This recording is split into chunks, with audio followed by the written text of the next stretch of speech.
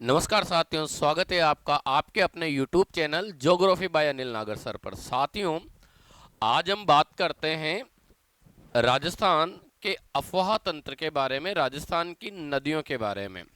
आप जुड़े रहें और आपको इस अफवाह तंत्र के अंदर बहुत सारी ऐसी चीजें मिलने वाली है जो आप शायद आज से पहले आपने कभी उन चीजों के बारे में नहीं पढ़ा होगा।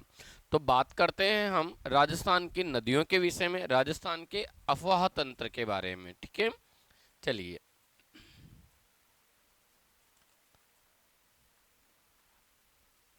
राजस्थान का अफवाह तंत्र। तो सबसे पहले अफवाह तंत्र से मतलब क्या होता है, तो अफवाह तंत्र किसे कहा जाएगा। तो आपका आंसर होगा अफवाह तंत्र किसे कहा गया है। तो ध्यान रखेंगे, नदी जिस स्थान का पानी अपने साथ बहाकर लाती है या जितने एरिया का पानी किसी नदी में प्रवाहित तो होता है, तो उस संपूर्ण क्षेत्र को उस नदी का अफवाह क्षेत्र कहा जाता है।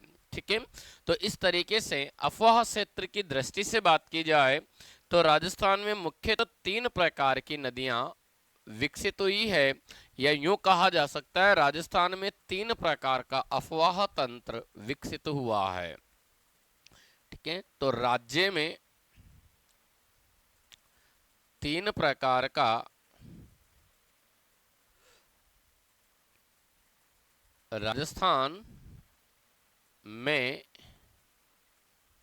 तीन प्रकार का अफवाह तंत्र विकसित हुआ है। विकसित हुआ है।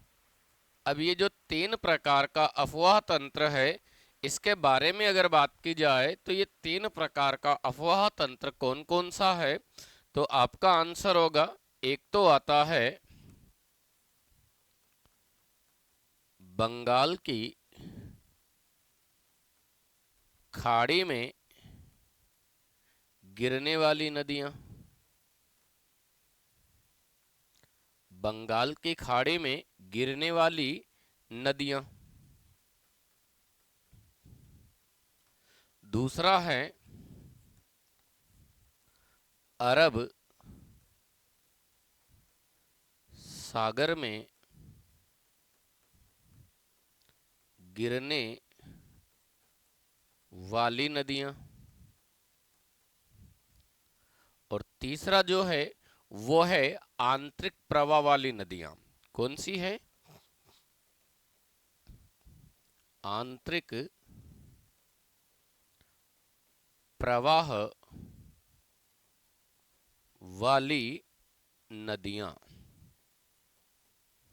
ठीक है, तो इस तरीके से राजस्थान में मुख्य रूप से कितने प्रकार का अफवाह तंत्र विकसित हुआ है, तो आपका आंसर होगा तीन प्रकार का। तीन प्रकार का अफवाह तंत्र आप देख पा रहे हैं कौन कौन सा है। एक तो है बंगाल की खाड़ी में गिरने वाली नदियां, दूसरा है अरब सागर में गिरने वाली नदियां, और तीसरा है आंतरिक प्रवाह वाली नदियां। अब ध्यान रखना, संपूर्ण क्षेत्रफल के लगभग 24% भाग पर, कितने प्रतिशत भाग पर? राज्य के कुल क्षेत्रफल के लगभग 24% भाग पर किस प्रकार का अफवाह तंत्र विकसित हुआ है, तो आपका आंसर है बंगाल की खाड़ी में गिरने वाली नदियां। ठीक है, ठीक उसी तरीके से लगभग 16% भाग पर, राज्य के कुल क्षेत्रफल के 16% भाग पर अरब सागरीय अफवाह तंत्र विकसित हुआ है। अर्थात 16% भाग का पानी अरब सागर में जाकर गिरता है और राज्य के लगभग 24% भाग का पानी बंगाल की खाड़ी में जाकर गिरता है। वहीं राज्य के लगभग 60% भाग पर, राज्य के 60% क्षेत्रफल पर आंतरिक अफवाह प्रणाली विकसित हुई है। आंतरिक प्रवाह प्रणाली किसे कहा गया है, तो इसका मतलब है ऐसी नदियां जो ना तो अपना पानी अंतिम रूप से बंगाल के खाड़ी में गिराती है और ना ही अरब सागर में गिराती है, अपितु रास्ते चलते ही धरातल में क्या हो जाती है, विलीन हो जाती है। ऐसी नदियों को आप किसके रूप में जानोगे, आंतरिक प्रवाह प्रणाली के नाम से। ठीक है, तो राज्य के 24% भाग पर बंगाल की खाड़ी का अफवाह तंत्र विकसित हुआ है, 16% भाग पर अरब सागरीय अफवाह तंत्र विकसित हुआ है और 60% भाग पर आंतरिक प्रवाह प्रणाली विकसित हुई है। चलिए आगे बढ़ते हैं। अब सबसे पहले हम लोग बात करते हैं अरब सागरी बंगाल की खाड़ी के अफवाह तंत्र के बारे में। तो हम यहाँ पर सबसे पहले बात करने वाले हैं बंगाल की खाड़ी में गिरने वाली नदियों पर। बंगाल की खाड़ी में गिरने वाली नदियां। ठीक है, अब थोड़ा सा आप यहाँ जाने कि किस तरीके से राजस्थान का पानी बंगाल की खाड़ी में पहुंचता है, क्योंकि एक बात तो निश्चित है कि राजस्थान की एक भी नदी डायरेक्ट बंगाल की खाड़ी में नहीं गिरती, और जब राजस्थान भी की एक भी नदी सीधी बंगाल की खाड़ी में नहीं गिरती तो निश्चित रूप से यहाँ से आने वाली नदियां किसी न किसी नदी के माध्यम से अंतिम रूप से अपना पानी कहाँ तक लेकर जाती है, बंगाल की खाड़ी में। तो हम सबसे पहले उस सिस्टम पर बात करते हैं कि किस तरीके से राजस्थान का पानी बंगाल की खाड़ी तक पहुंचता है। तो आप मानकर चलेंगे, यहाँ आप देख पा रहे हैं ये है हमारे पास हमारा भारत, और इस भारत में आप ध्यान रखेंगे कुछ इस तरीके से ये आपको एक पर्वत देखने को मिलता है। इसी पर्वत को साथियों किसके नाम से जाना जाता है, तो आपका आंसर होगा विंध्याचल पर्वत। ठीक है, यहाँ पर साथियों ये इस तरीके से एक पर्वत देखने को मिलता है। इसी पर्वत श्रेणी को हम किसके नाम से जानते हैं, तो विंध्याचल पर्वत के नाम से। तो यहाँ पर इस तरीके से ये हमें विंध्याचल पर्वत की पहाड़ियाँ मिलती है, और इन पहाड़ियों में सबसे महत्वपूर्ण जो पहाड़ियाँ हैं ये वाली, जिसे आप बोलते हो विंध्य श्रेणी। क्या बोलते हो इस पर्वत श्रेणी को, विंध्य श्रेणी। ठीक है, तो यहाँ आप देख रहे हैं कि ये जो पर्वत श्रेणी है इसी पर्वत श्रेणी को किसके नाम से जाना गया है, तो आपका आंसर होगा विंध्याचल पर्वत। यहाँ पर ये जो पहाड़ियाँ आपको नजर आ रही है इन्हीं पहाड़ियों को आप किसके नाम से जानते हो, तो ये है विंध्याचल पर्वत, जिसके विषय में अगर बात करें तो ये कहाँ पर मिल रहा है आपको, मध्य प्रदेश के अंदर। पर्वत का नाम क्या है इसका, तो आपका आंसर होगा विंध्याचल पर्वत। क्या नाम है इस पर्वत का, विंध्याचल पर्वत। ठीक है, वहीं राजस्थान में अगर बात करते हैं तो राजस्थान में भी हमें ऐसा ही एक पर्वत देखने को मिलता है जो हमें कुछ इस तरीके से मिल जाता है। इसी पर्वत को साथियों आप किसके नाम से जानोगे, अरावली पर्वत। तो ये जो पर्वत है ये है कौन सा, अरावली पर्वत। और इस तरीके से अरावली पर्वत के पूर्वी भाग का जो पानी है वो बंगाल की खाड़ी में जाकर गिरता है। मतलब अरावली पर्वत के पूर्वी भाग से आने वाली जो नदियां हैं या पूर्वी राजस्थान में प्रवाहित होने वाली नदियां हैं वो कहाँ पर जाकर गिरती है, बंगाल की खाड़ी में। किस तरीके से बात करते हैं तो ध्यान रखना, भारत की एक सबसे बेहद महत्वपूर्ण नदी है जिसे आप बोलते हो गंगा नदी के नाम से। ठीक है, इस गंगा नदी का जो उद्गम होता है ये उत्तराखंड से होता है। उत्तराखंड में अनेक जलधाराएं एक दूसरे से आकर मिलती हैं, और इन जलधाराओं के मिलने से यहाँ पर ये एक नदी का उद्गम होता है। इसी नदी को कहा जाता है गंगा नदी, जो उत्तराखंड से निकलती है और उत्तराखंड से होते हुए ये उत्तर प्रदेश उत्तर प्रदेश के रास्ते ये नदी बिहार में जाती है, और बिहार में ये ध्यान रखेंगे, बिहार और बिहार में ये झारखंड की सीमा से गुजरती है और फिर पश्चिमी बंगाल में चली जाती है। पश्चिमी बंगाल में जाकर गंगा दो भागों में विभाजित होती है, जिसकी एक शाखा तो इधर जब आप देखोगे तो यहाँ पर आपको ये एक देश देखने को मिलता है।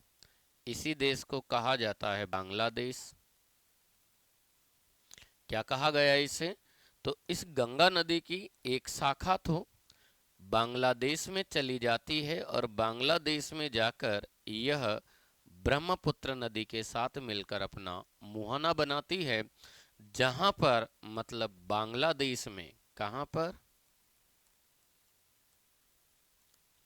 बांग्लादेश में इसी जलधारा को किसके नाम से जाना गया है? तो आपका आंसर होगा पद्मा नदी। क्या कहा जाता है? पद्मा। और पश्चिमी बंगाल में इसी गंगा नदी से एक जलधारा और अलग होती है। इसी जलधारा को आप किसके नाम से जानोगे? तो आपका आंसर होगा हुगली नदी। तो ये जो नदी है, इसी नदी को आप किसके नाम से जानते हो? हुगली नदी। और ये नदियां इस तरीके से फाइनली अपना मुहाना किसमें जाकर बना रही है? तो यहाँ आपको ये मिलती है बंगाल की खाड़ी। ठीक है, अब देखो, ये जो यमुना गंगा नदी है, इस गंगा नदी की एक बेहद महत्वपूर्ण सहायक नदी है। देखो, इस नदी को तो आप किसके नाम से जानोगे? तो ये तो है हमारे पास कौन सी? गंगा। और इस गंगा की एक बेहद महत्वपूर्ण सहायक नदी आप लोगों को मिलती है, जिसे कहा जाता है यमुना नदी। कौन सी? यमुना भी वही उत्तराखंड से आती है, और उत्तराखंड से ये हिमाचल, हिमाचल के रास्ते हरियाणा, और हरियाणा के रास्ते दिल्ली में होते हुए यूपी में चली जाती है, और फाइनली प्रयागराज में जाकर यमुना अपना मुहाना गंगा नदी में बना लेती है। ठीक है, तो ये जो नदी आप यहाँ देख रहे हो, इसी नदी को साथियों आप किसके नाम से जानोगे? तो ये है हमारे पास यमुना नदी।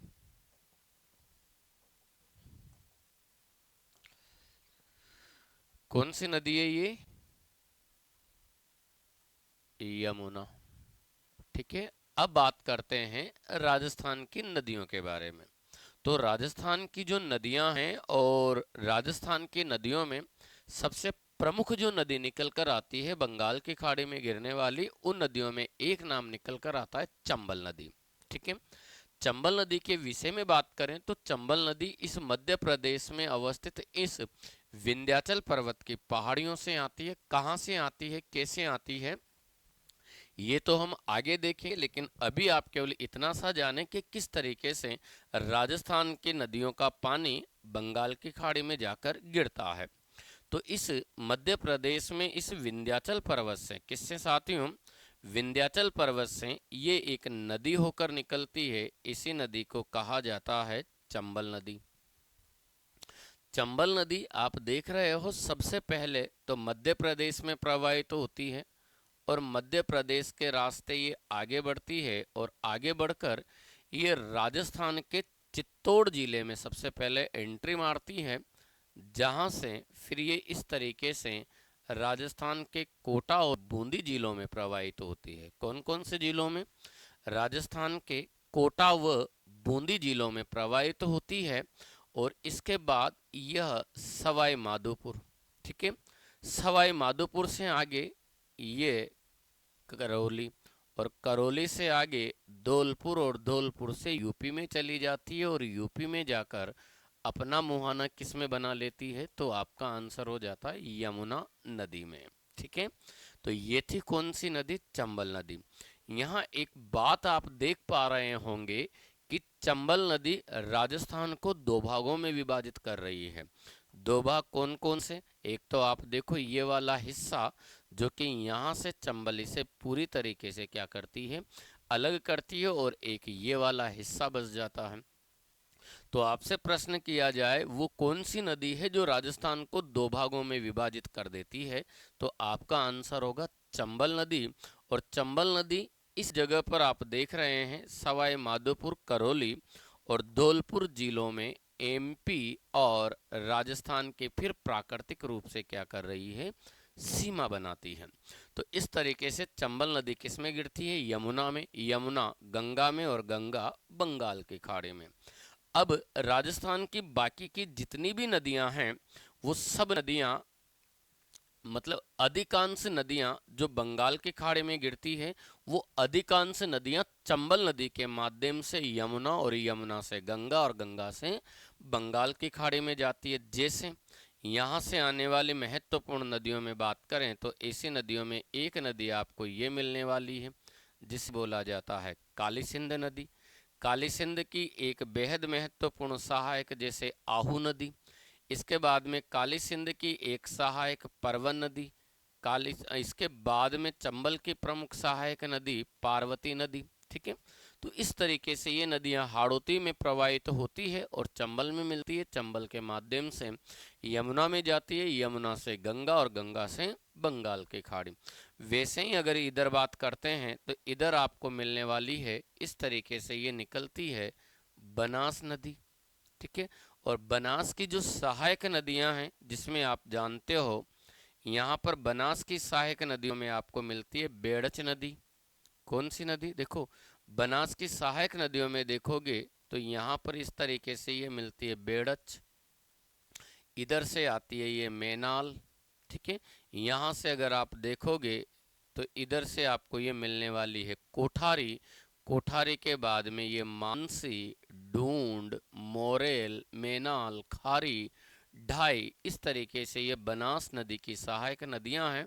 और लगभग ये सभी नदियां चंबल नदी के माध्यम से किस में जाकर गिर रही है, यमुना नदी में। इसके बाद में आपको ऐसी नदियों में साथियों एक और नदी मिलने वाली है बाणगंगा नदी। और बाणगंगा जयपुर से निकलती है और सीधा इस तरीके से यमुना में मिलती है। ठीक है, ऐसी ही एक और नदी है जिसका नाम है गंभीर, और गंभीर भी यहाँ से इस तरीके से निकलती है और सीधा किस में मिलती है, यमुना में। तो ये जो सिस्टम है ये है बंगाल की खाड़ी का अफवाह तंत्र। ठीक है, तो यहाँ पर आप देख सकते हो राजस्थान में इन नदियों के विषय में बात करें तो हमने यहाँ पर ये जाना है कि किस तरीके से राजस्थान की नदियाँ फाइनली बंगाल की खाड़ी में जाकर अपना मुहाना बना रही है। ठीक है, अब ऐसी नदियों में हम एक एक करके बात करने वाले हैं। तो बंगाल की खाड़ी में गिरने वाली नदियां,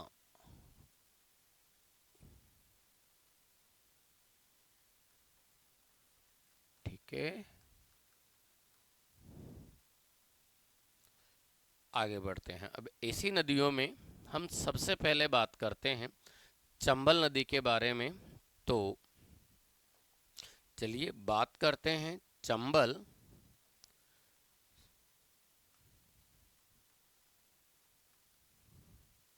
नदी, जो राजस्थान की सबसे लंबी नदी के रूप में जानी जाती है। राजस्थान की इसे जीवन रेखा अगर कह दिया जाए तो कोई अतिशयोक्ति, या दक्षिणी पूर्वी राजस्थान के अगर इसे जीवन रेखा कहा जाए तो कोई अतिशयोक्ति नहीं होगी। सबसे पहले आपसे पूछा जाता है चंबल और चंबल नदी के उपनाम के बारे में आपसे बात की जाए, चंबल को किस किस नाम से जाना जाता है। तो चंबल नदी के उपनाम, तो चंबल को क्या क्या कहा गया है, तो चंबल को ध्यान रखना चरमणवती, कामधेनु, सदा नेरा, नित्यवाई, सदावाहिनी, बारहमासी, दक्षिणी पूर्वी राजस्थान की गंगा, दक्षिणी पूर्वी राजस्थान की स्वर्ण रेखा और दक्षिण पूर्वी राजस्थान की जीवन रेखा भी इसे कहा जाता है। तो चंबल नदी को किस किस नाम से जाना जाता है, तो आपका आंसर होगा चरमणवती। ठीक कामधेनु, क्या भी कहा गया इसे, कामधेनु। और किस नाम से जाना जाता है, सदा नीरा, नित्यवाही, क्या कहा गया इसे, नित्यवाही, सदावाहिनी, सदा वाहिनी, बारहमासी, बारह मासी। बारहमासी क्यों कहा गया है कि यह राजस्थान की एकमात्र ऐसी नदी है जो वर्ष भर प्रवाहित होती है, और वर्ष भर प्रवाहित होने के कारण इसे बारहमासी, सदानेरा, नित्यवाही और सदावाहिनी जैसे नामों से भी जाना जाता है। ठीक है, बारहमासी के बाद आप याद रखेंगे दक्षिण पूर्वी राजस्थान की गंगा ओब्लिक स्वर्ण रेखा ओब्लिक, क्या कहा गया इसे, जीवन रेखा।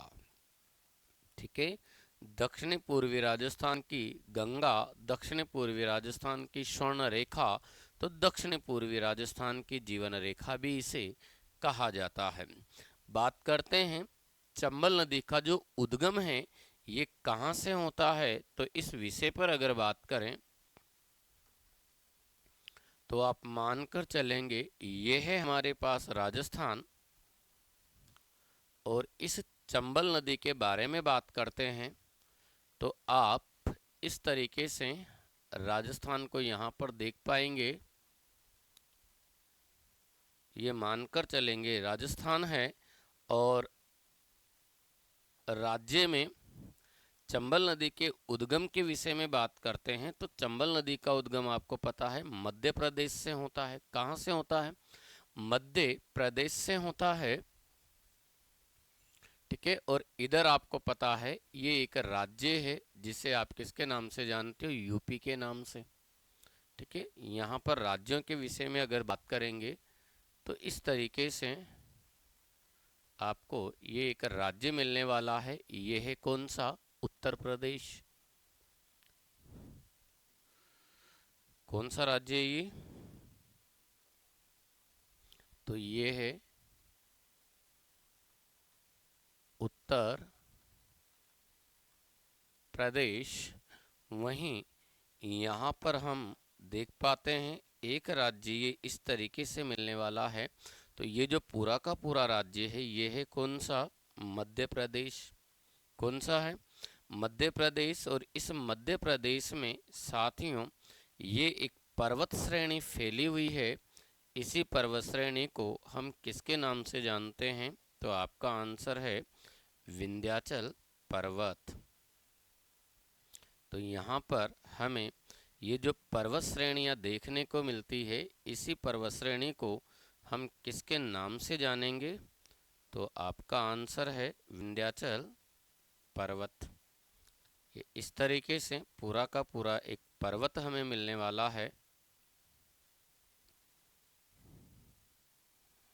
ठीक है, तो ये जो श्रेणियां हैं ये किस पर्वत की है, विंध्याचल पर्वत की। और विंध्याचल पर्वत कहाँ पर है, मध्य प्रदेश में। ठीक है, तो ये पर्वत है, नाम क्या है इसका, विंध्याचल पर्वत। और इस विंध्याचल पर्वत पर अवस्थित एक पहाड़ी जिसे आप जानापाव पहाड़ी के नाम से जानते हो। किसके नाम से जानते हैं, जानापाव की पहाड़ी के नाम से जाना जाता है। इस जानापाव पहाड़ी से एक नदी निकलती है, नदी का नाम क्या है, चंबल नदी। तो आप मानकर चलेंगे हमारे पास ये जो पहाड़ी है इसी पहाड़ी को आप किसके नाम से जानोगे, जानापाव की पहाड़ियाँ। ठीक है, जानापाव की पहाड़ियाँ विंध्याचल पर्वत मऊ के निकट, किसके निकट, महू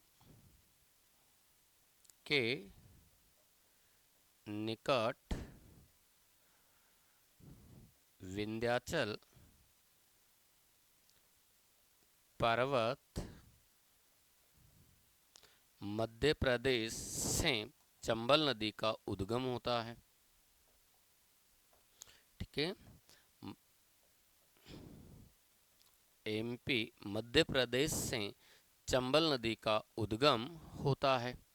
यह नदी अपने उद्गम स्थल से सबसे पहले उत्तर की ओर प्रवाहित होती है और उत्तर की ओर प्रवाहित जब ये नदी होती है तो ध्यान रखेंगे सबसे पहले तो ये किस राज्य में प्रवाहित हो रही है, आप देख पा रहे हैं। सबसे पहले तो ये किस राज्य में प्रवाहित होती है, एमपी में। कहाँ पर, एमपी।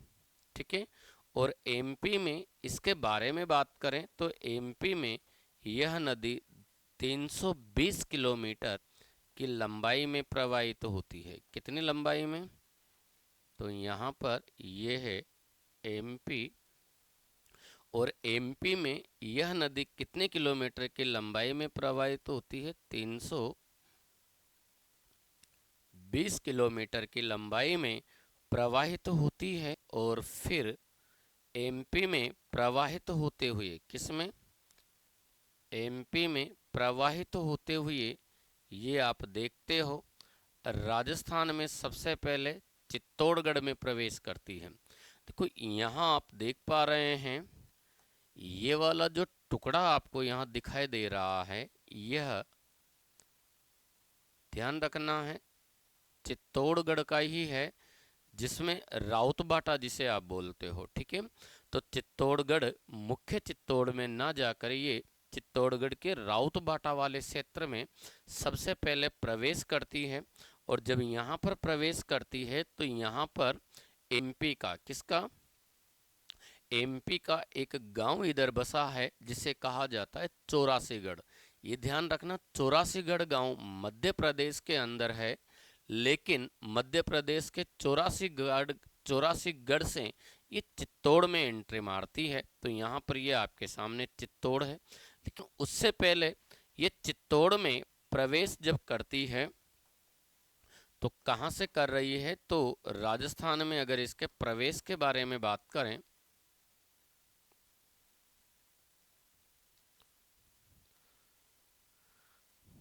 राजस्थान में प्रवेश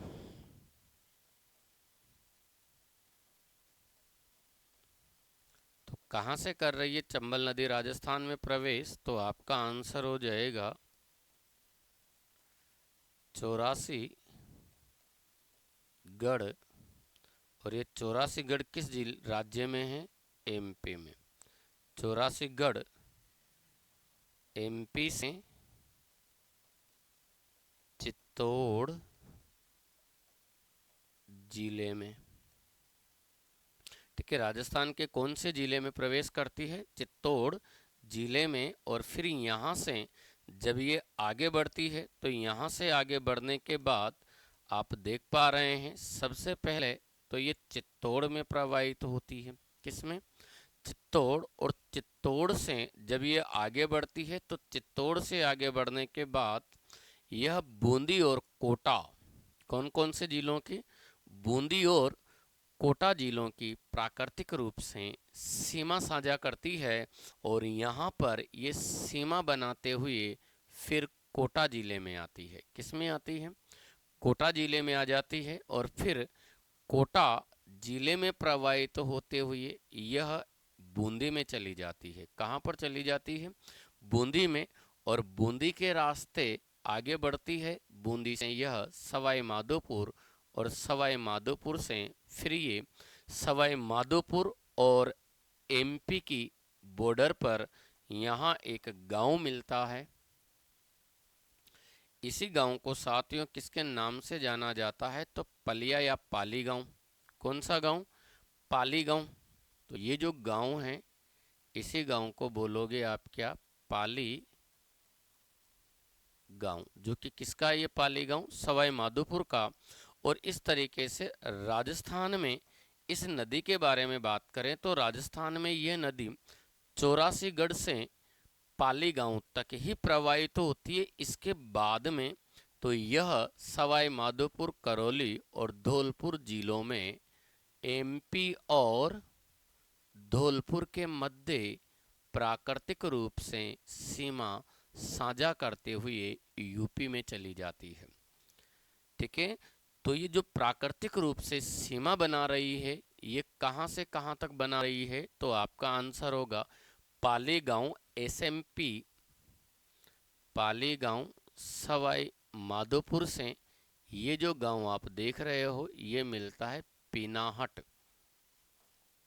कौन सा स्थान है ये? तो ये जो गांव आप यहां पर देख रहे हो,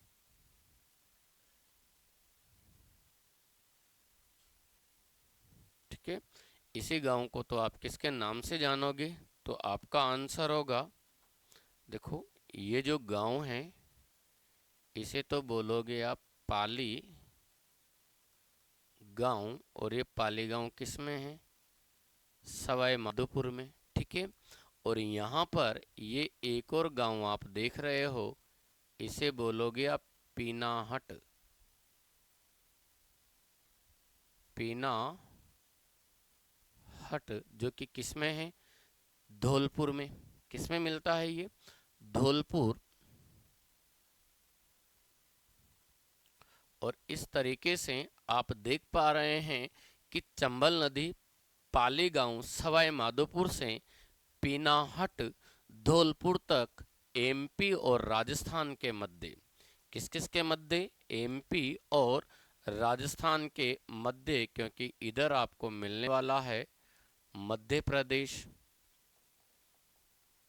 कौन सा राज्य मिलने वाला है ये?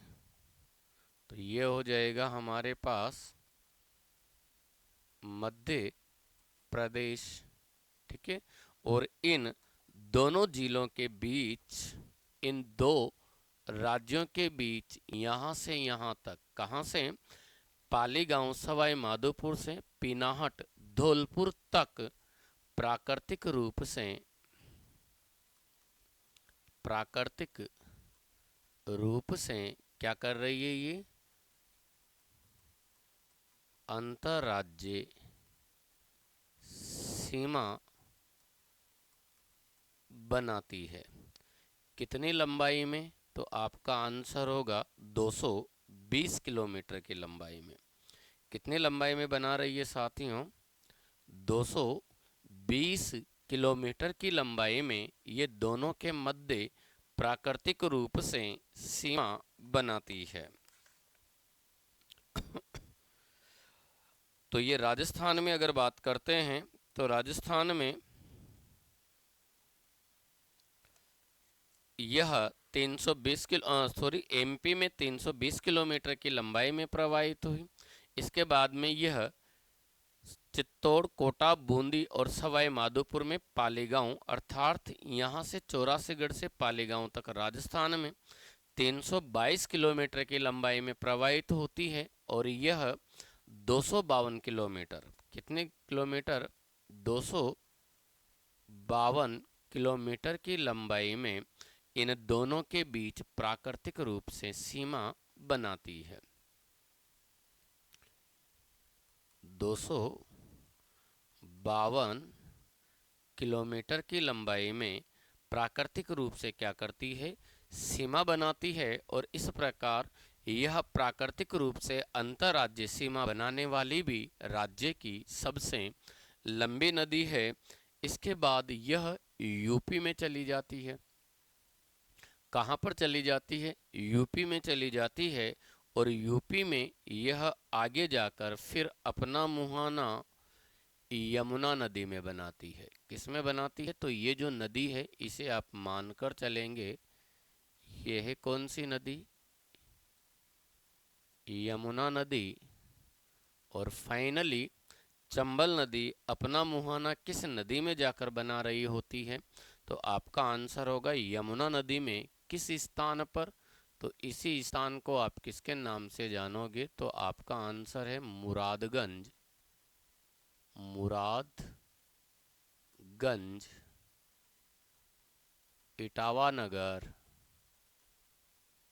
यूपी में जाकर चंबल अपना मुहाना यमुना नदी में बनाती है। ठीक है, और इस तरीके से यदि चंबल नदी की लंबाई के बारे में बात करें तो चंबल नदी 320 किलोमीटर की लंबाई में एमपी में प्रवाहित होती है। के बाद में यह राजस्थान में चित्तौड़, कोटा, बूंदी और सवाई माधोपुर में 322 किलोमीटर की लंबाई में प्रवाहित होती है। इसके बाद में यह मध्य प्रदेश और राजस्थान की प्राकृतिक रूप से सीमा बनाती है 252 किलोमीटर की लंबाई में, जो कि राजस्थान के सवाई माधोपुर, करौली और धौलपुर जिलों से होकर गुजर रही है। और फिर यह यूपी में किसमें, उत्तर प्रदेश में अगर बात करते हैं तो उत्तर प्रदेश में यह नदी कितने किलोमीटर की लंबाई में प्रवाहित हो रही है। तो यहाँ पर आप देख रहे हैं ये है आपके पास यूपी, और यूपी में अगर बात करते हैं तो यह 157 किलोमीटर, कितने किलोमीटर, 157 किलोमीटर की लंबाई में यूपी में प्रवाहित होती है। तो यहाँ पर आपको ये जो राज्य मिलने वाला है ये कौन सा है, यूपी, और यूपी में कितने किलोमीटर की लंबाई में प्रवाहित होती है ये, तो आपका आंसर होगा 157 किलोमीटर। ठीक है, कितने किलोमीटर की लंबाई में प्रवाहित हो रही है, 157 किलोमीटर। ठीक है, इस तरीके से चंबल नदी की टोटल लंबाई 1051 किलोमीटर है। कितनी है, देखो चंबल के बारे में अगर बात करते हैं तो चंबल नदी की जो लंबाई हम लोगों को मिलने वाली है वो कितनी मिलती है, 1000 किलोमीटर। ठीक है, इससे पहले 1051 किलोमीटर, उससे पहले अगर हम चंबल नदी पर अवस्थित बांधों के बारे में बात करें तो देखो चंबल नदी पर राजस्थान और एमपी की एक संयुक्त परियोजना चलाई जा रही है जिसे हम चंबल परियोजना के नाम से जानते हैं। और चंबल परियोजना के तहत चंबल नदी पर कुल 4 बांध बनाए गए हैं। कितने बांध बनाए गए हैं, 4 बांध बनाए गए हैं। इन 4 बांधों में से 3 बांध तो किस पर हैं, राजस्थान में, और एक बांध मध्य प्रदेश में है। तो मध्य प्रदेश में जो बांध है हम उस पर बात करें तो इस नदी पर मध्य प्रदेश में साथियों ये एक बांध बनाया गया है। इस बांध को कहा जाता है गांधी सागर बांध। किसके नाम से जानते हैं इसको, गांधी सागर बांध। इस गांधी सागर बांध का जो निर्माण किया गया था वो 1959 में किया गया। कब किया गया था, 1959 में किया गया था। और ये चंबल नदी पर बनाया गया सबसे पहला बांध है, साथ में ही यह चंबल नदी पर बनाया गया सबसे बड़ा बांध भी है। बांध का नाम क्या है साथियों, तो इसी बांध को हम किसके नाम से जानेंगे, तो आपका आंसर होगा गांधी सागर बांध।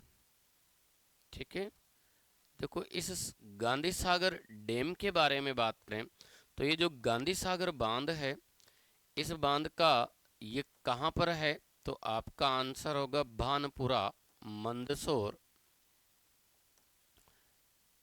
कहाँ पर है ये, भानपुरा, मंदसौर, मध्य प्रदेश में बनाया गया है। ठीक है, वहीं इस बांध के निर्माण के विषय में बात करें तो इस बांध का जो निर्माण हुआ है, देखो बांध का जो निर्माण हुआ वो कब हुआ था, 1959 में, 1959 में इस बांध का निर्माण किया गया। ठीक है, वहीं इस बांध के निर्माण का जो मुख्य उद्देश्य है या इस बांध का जो मुख्य उद्देश्य है वो क्या है, तो आपका आंसर होगा जल विद्युत उत्पादन करना। क्या है, जल विद्युत उत्पादन करना। और इस बांध की उत्पादन क्षमता के बारे में बात करें, जल विद्युत उत्पादन क्षमता के बारे में बात की जाए, विद्युत उत्पादन क्षमता, विद्युत उत्पादन क्षमता। तो यहाँ पर ध्यान रखना 23 मेगावाट की 5 यूनिट स्थापित की गई है। कितनी यूनिट स्थापित की गई है? 5 यूनिट स्थापित की गई है। और इस प्रकार इस बांध की टोटल जो उत्पादन क्षमता है वो 115 मेगावाट है। कितनी है? 115 मेगावाट है। ये तो हुआ कौन सा बांध? तो आपका आंसर हो जाता है गांधी सागर बांध, जो कहाँ पर बनाया गया है? तो आपका आंसर है भानपुरा, मंदसौर, मध्य प्रदेश में। ठीक है। वहीं इस नदी पर आगे बढ़कर एक और बांध बनाया गया। इसी बांध को कहा जाता है क्या? तो आपका आंसर है ये है राणा प्रताप सागर। कौन सा बांध है ये? राणा प्रताप सागर। और इस राणा प्रताप सागर बांध के बारे में भी बात की जाए तो यहाँ पर आप देख रहे हैं ये मिलता है हमें अगला बांध राणा प्रताप सागर बांध।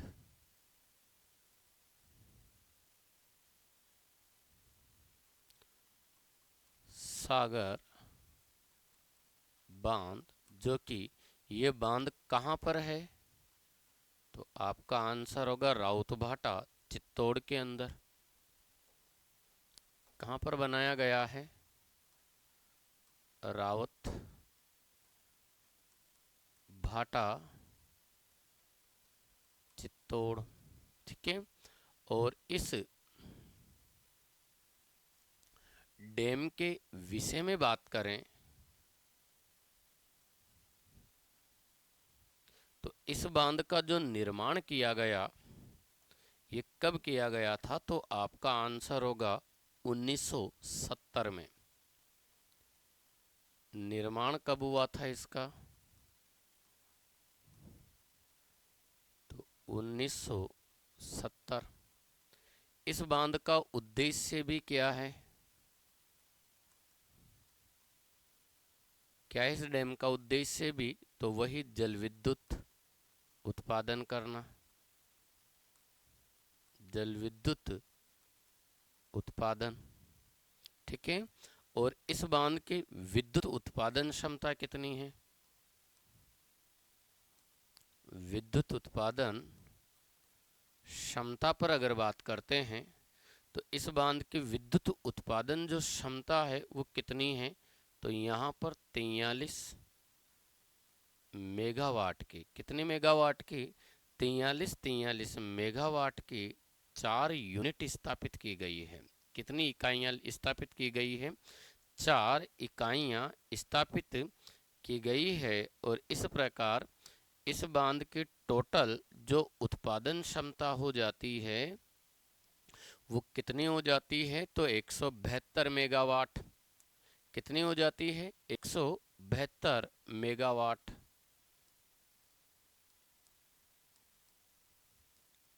ठीक है। आगे बढ़ते हैं। वहीं आगे बढ़कर इस नदी पर फिर एक और बांध स्थापित किया गया। इसी बांध को आप किसके नाम से जानते हो? तो आपका आंसर होगा जवाहर सागर बांध। ठीक है।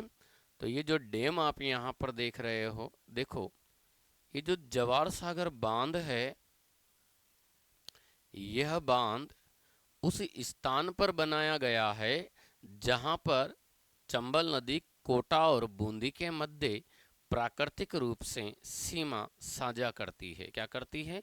प्राकृतिक रूप से सीमा बना रही है। और इस तरीके से इस बांध के बारे में बात करते हैं तो इसी बांध को साथियों आप किसके नाम से जानते हो? तो आपका आंसर हो जाएगा जवाहर सागर बांध। कौन सा है ये? जवाहर सागर, जिसे कोटा डैम के नाम से भी जाना जाता है। जवाहर सागर बांध, जिसे क्या भी कहा जाता है? कोटा डैम। ठीक है, कहां पर बनाया गया है ये बांध? तो आपका आंसर होगा बोराबास कोटा, बोराबास गांव कोटा में। ठीक है, और इस बांध के बारे में बात की जाए तो इस बांध का जो निर्माण है या इस बांध के बनाने का जो मुख्य उद्देश्य है वो भी क्या है? तो आपका आंसर होगा जल विद्युत। नाम क्या है बांध का? तो यहां पर ये है जवाहर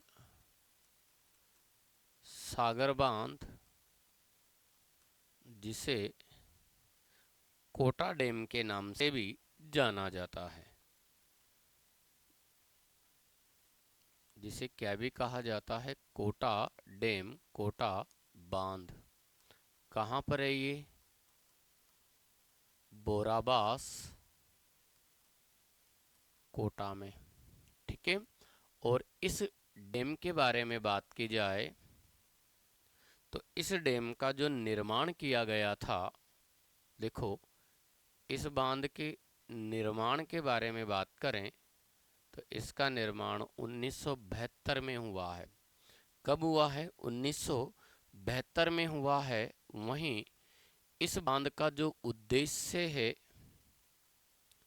वो भी क्या है? जल विद्युत। और इस बांध पर उत्पादन क्षमता के बारे में बात करें, विद्युत उत्पादन क्षमता पर अगर बात करते हैं तो यहाँ इस बांध पर कि टोटल उत्पादन क्षमता 99 मेगावाट है, जहां पर 33 मेगावाट की 3 यूनिट स्थापित की गई है। और इस तरीके से इसकी टोटल जो कैपेसिटी है वो कितनी हो जाती है? 99 मेगावाट। ठीक है, वहीं आगे जाकर इस नदी पर एक और बांध बनाया गया जो प्रॉपर कोटा सिटी के अंदर बनाया गया है। इसी बांध को साथियों किसके नाम से जाना जाता है? तो ये जो डैम है इस डैम को कहा जाता है कोटा बैराज। क्या कहा जाता है इसे? ये है कोटा बैराज। ठीक है, जो कहाँ पर बनाया गया है? कोटा के अंदर। इस कोटा बैराज के विषय में बात करें तो कोटा बैराज का जो निर्माण हुआ है ये कब किया गया था? तो 1960 में। ठीक है, कब किया गया? 1960 में। और इस बांध का जो उद्देश्य है वो क्या है? एक तो है, ध्यान रखना, कोटा को पेयजल आपूर्ति। क्या है? कोटा को पेयजल पूर्ति करना। और दूसरा है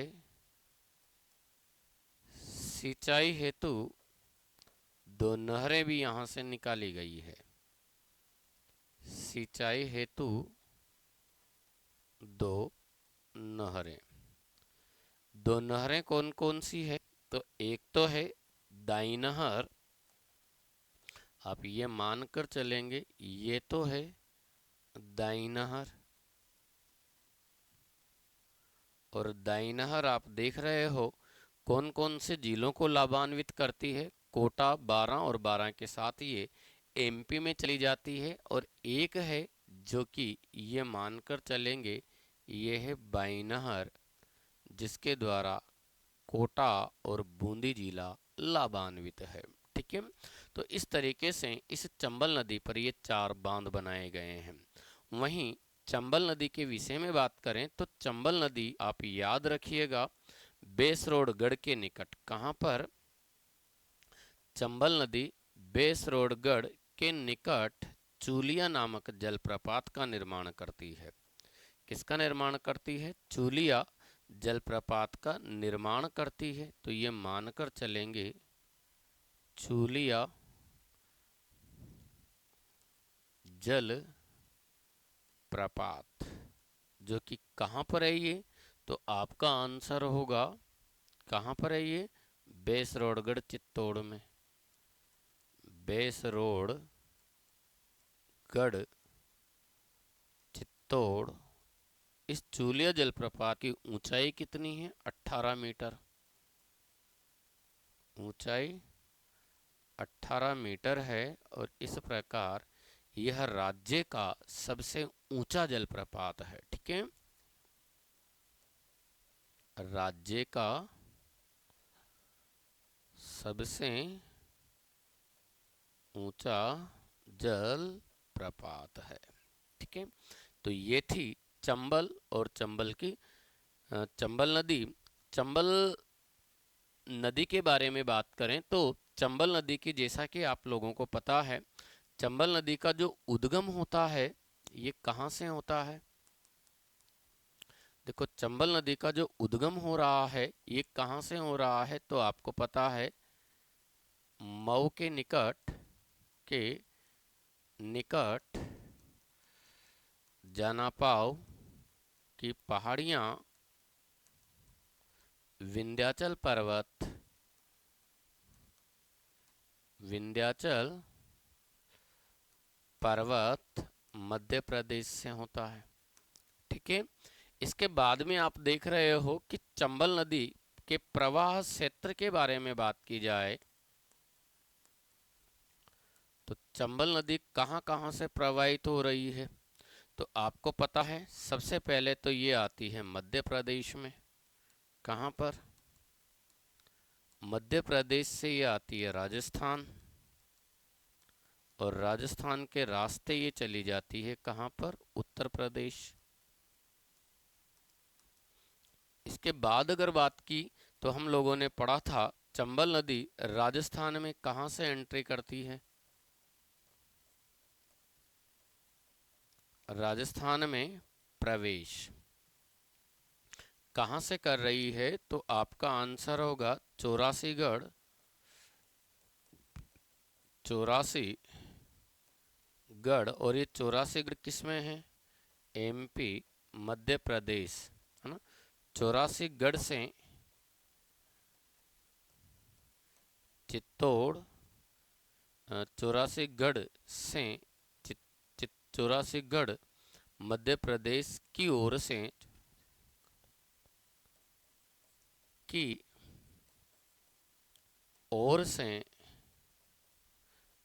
चित्तौड़ जिले में प्रवेश कर रही है। इसके बाद हम लोगों ने पढ़ा था राजस्थान में प्रवाह क्षेत्र।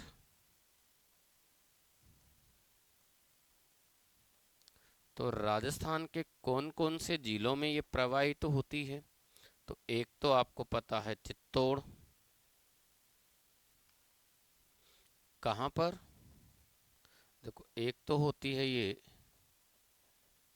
चित्तौड़, चित्तौड़ के बाद कोटा, कोटा के बाद बारांसूरी, कोटा, कोटा के बाद बूंदी, बूंदी के बाद सवाई माधोपुर, करौली और धौलपुर जिलों में प्रवाहित होती है।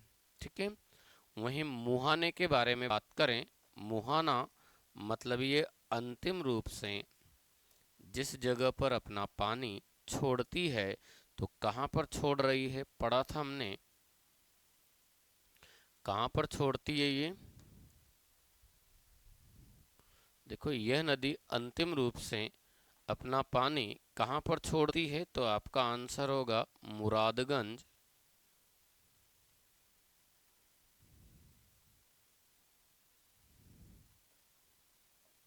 मुरादगंज, इटावा नगर, यूपी, यमुना नदी में। ठीक है, इसके बाद अगर बात करते हैं तो आप देख पाएंगे चंबल नदी की लंबाई के विषय में बात करें तो चंबल नदी की जो कुल लंबाई हम लोगों को मिलती है वो कितनी है, 1051 किलोमीटर। और ये 1051 किलोमीटर, ध्यान रखना, वाटर रिसोर्स की जो रिपोर्ट आई थी 2017 में, उस रिपोर्ट में इसकी लंबाई 1051 किलोमीटर बताई गई है। वैसे जो राजस्थान हिंदी ग्रंथ अकादमी है वहाँ से प्रकाशित हरिमोहन सक्सेना जी की जो बुक है राजस्थान का भूगोल, उसमें इसकी लंबाई 965 किलोमीटर दी गई है। तो इसकी लंबाई 965 किलोमीटर भी मिलती है और 1051 किलोमीटर 2017 में वाटर रिसोर्सेस डिपार्टमेंट की जो रिपोर्ट थी उसके अकॉर्डिंग दी गई है। अब इस 1051 किलोमीटर में से ये सबसे पहले आपको पता है किस राज्य में प्रवाहित होती है, एमपी में।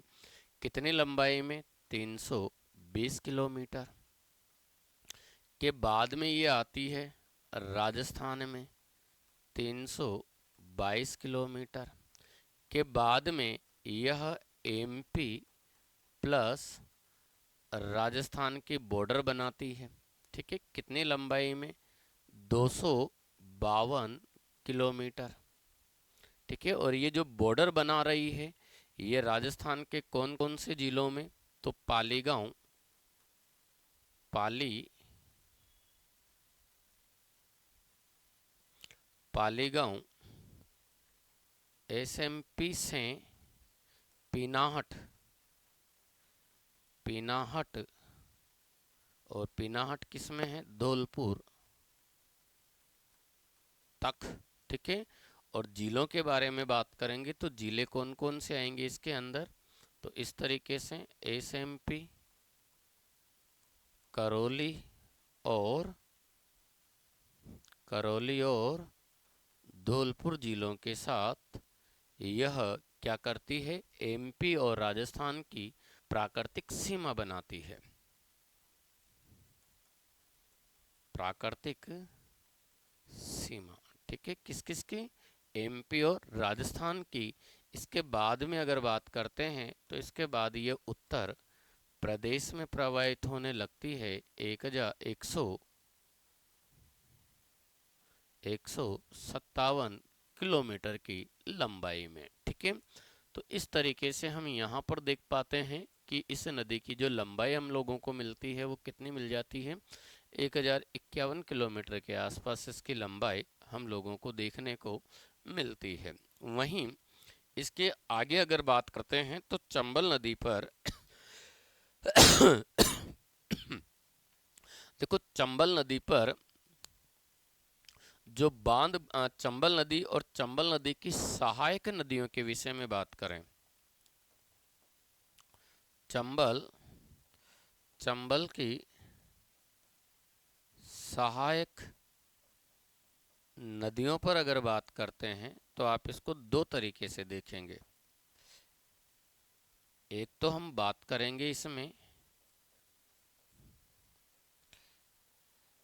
दाईं ओर से मिलने वाली नदियां, और चंबल नदी में दाईं ओर से मिलने वाली नदियों के बारे में बात की जाए तो दाईं ओर से इसमें कौन कौन सी नदियां आकर मिलती है, तो आपका आंसर होगा सबसे पहले मिलती है इसमें छोटी काली सिंध। कौन सी, छोटी काली सिंध। छोटी काली सिंध के बाद काली सिंध, काली सिंध।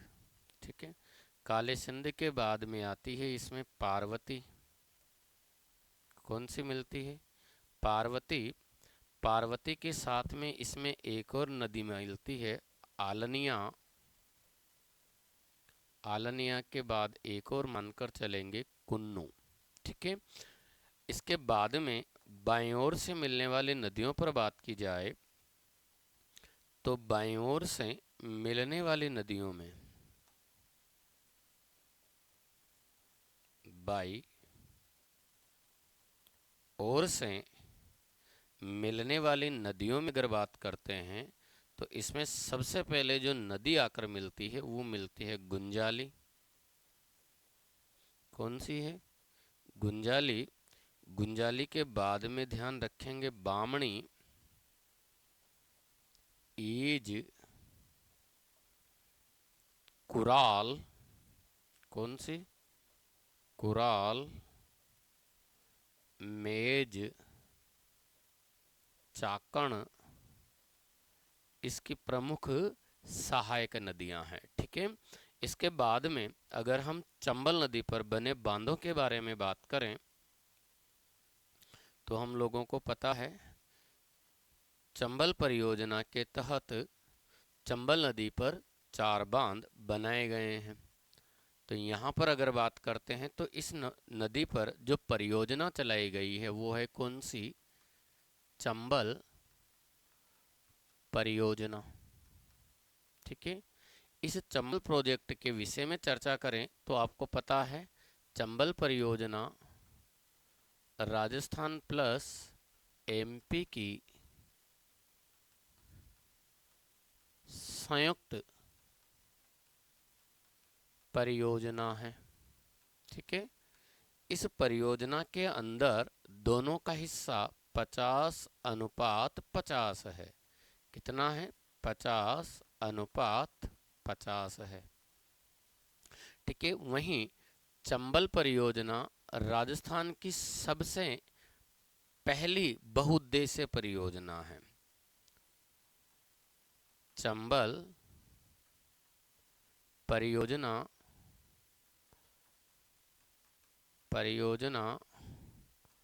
राज्य की प्रथम बहुउद्देशीय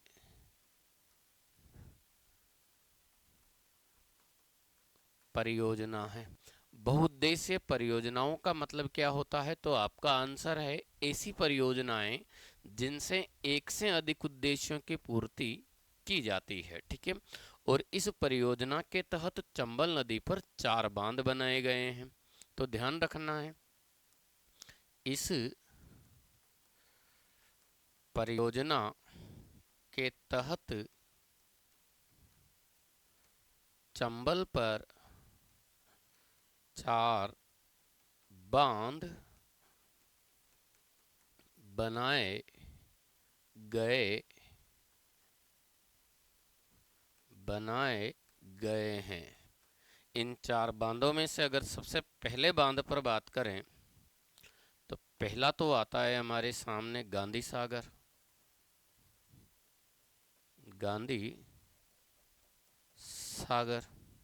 बांध। और ये जो गांधी सागर बांध है ये कहाँ पर है? तो आपका आंसर है भानपुरा, मंदसौर, एमपी। ठीक है। इस बांध के निर्माण के बारे में बात की जाए तो पढ़ा था हमने इस बांध का जो निर्माण है वो 1959 में हुआ है, जिसका जो मुख्य उद्देश्य है वो क्या था? जल विद्युत। ठीक है। और उत्पादन क्षमता कितनी थी? विद्युत उत्पादन क्षमता तो इस बांध पर 23 मेगावाट की 5 इकाइयाँ। कितनी इकाइयाँ? 5 इकाइयाँ स्थापित की गई है जिनकी कुल उत्पादन क्षमता 115 मेगावाट है। ठीक है। और ध्यान रखिएगा यह चंबल नदी पर बनाया गया सबसे बड़ा बांध है। चंबल पर बनाया गया सबसे क्या है? ये बड़ा बांध है। ठीक है। आगे बढ़ते हैं। ऐसे बांधों में हमारे सामने एक और बांध बनाया गया है। देखो ऐसे बांधों में सेकंड जो बांध आपको मिलने वाला है वो मिलता है कौन सा, राणा प्रताप सागर, जो कि राणा प्रताप सागर कहाँ पर है, राउत भाटा चित्तौड़। ठीक है, राजस्थान में चंबल पर स्थित सबसे बड़ा बांध है। इस बांध का जो निर्माण है ये कब हुआ था, 1970 में। कब किया गया है, 1970 में। इस बांध का जो उद्देश्य है वो भी क्या है, जल विद्युत और उत्पादन क्षमता। उत्पादन क्षमता मतलब विद्युत उत्पादन क्षमता 43 इंटू 4 बोले तो 172 मेगावाट। 43 मेगावाट की कितनी इकाइयां हैं, 4 इकाइयां यहाँ पर स्थापित की गई है। और ध्यान रखेंगे राजस्थान में चंबल पर स्थित सबसे बड़ा बांध है। राज्य में चंबल पर स्थित सबसे बड़ा बांध है। ठीक है, ऐसे बांधों में साथियों एक और बांध है, नाम है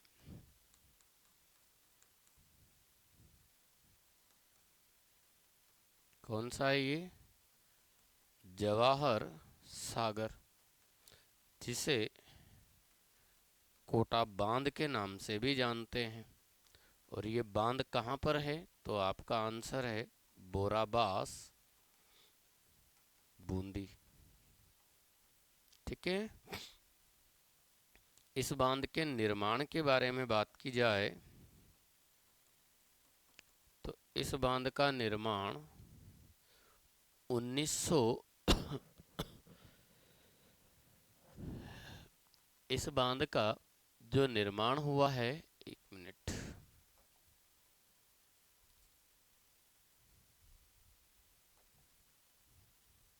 गांधी सागर बांध का जो निर्माण हुआ है ये 1959 में हुआ। कब हुआ ये, 1959। ठीक है, और इस बांध का जो निर्माण किया गया था वो किया गया है 1972 में। कब किया गया है, 1972। और इसका जो उद्देश्य है वो भी क्या है, जल विद्युत, जिसकी उत्पादन जो क्षमता है वो कितनी मिलती है, तो आपका आंसर है 33 मेगावाट इंटू 3 इकाइयाँ। और इस प्रकार ये हो जाती है कितनी, कितनी हो जाती है यहाँ पर ये 99 मेगावाट। ठीक है, और यहाँ पर जो विद्युत गृह स्थापित किया गया है ना, विद्युत गृह, ये बूंदी जिले में पड़ता है। किसमें है, वहीं इस पर जो चौथा बांध बनाया गया जिसे बोला जाता है कोटा बैराज। कौन सा ये, कोटा बैराज, जो कि कोटा बैराज कहाँ पर है ये, तो आपका आंसर होगा कोटा में। ठीक है, इस बांध का जो निर्माण हुआ है ये कब किया गया था, तो 1960 में। उद्देश्य उद्देश्य क्या है इसका, तो आपका आंसर हो जाएगा सिंचाई प्लस पेयजल पूर्ति। ठीक है, तो ये तो हुई इसकी सामान्य बातें। इसके बाद इसकी कुछ विशेषताएं हैं वो आप याद रखेंगे।